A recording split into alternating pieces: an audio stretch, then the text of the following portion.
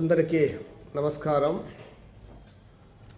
మనము పుట్టింది మొదలుకొని చివరి శ్వాస వరకు మన యొక్క దిశ నిర్దేశాన్ని, మన జీవిత గమనాన్ని, మన భవిష్యత్తును అన్నిటిని నిర్ణయించేది నవగ్రహాలు. ఈ నవగ్రహాలు మన జీవితంలో మనము పుట్టేటి నక్షత్రాలు ఉన్నాయి, రాశ్యాధిపతులు, లగ్నాధిపతులు వీళ్ళందరూ ఉంటారు.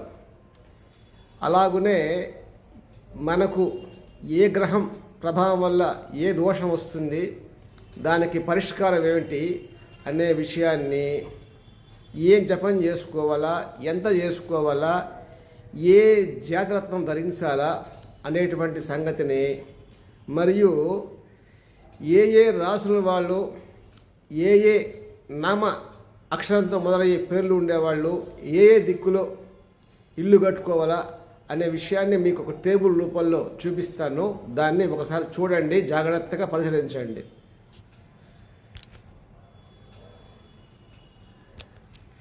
ఇక్కడ నక్షత్రాలు, వాటి గ్రహాలు, వాటి యొక్క స్వక్షేత్రాలు, మూల త్రికోణాలు, ఉచ్చ నీచ, ఆ గ్రహాలకు శత్రువులు, మిత్రులు, సములు, ఆ గ్రహానికి ఏమి పూజ చేసుకోవాలి, ఏ దేవతార్చన అనేది టేబుల్ అన్నమాట ఇది.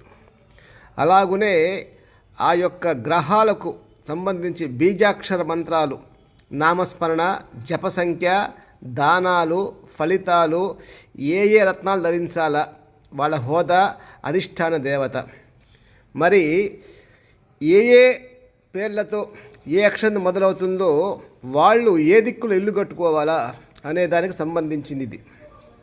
ఇది సరిపోయే సింహద్వారము, ఇది సరిపడే సింహద్వారము, సరిపోయే ఆయము, సరిపడిన న్యాయము. దీన్ని జాగ్రత్తగా మీరు పరిశీలన చేసుకొని ఐవాళ్ళతో సంబంధం ఎక్కడ వస్తుందంటే శంకుస్థాపన కార్యక్రమంలో మాత్రమే మీరు ఐవారుగా, మిగతంతా ఇదే మీరు చూసుకోవచ్చు. ఏ మాసంలో ఇల్లు ప్రారంభించుకోవాలా అనే విషయం కూడా అంతా కూడా ఇక్కడ మీకు తెలియజేశాము. జాగ్రత్తగా పరిశీలించండి. దీన్ని సబ్స్క్రైబ్ చేసుకోండి, ఈ ఛానల్ని. అన్ని విషయాలు మీకు తెలియజేస్తూ ఉంటా. శుభమస్తు.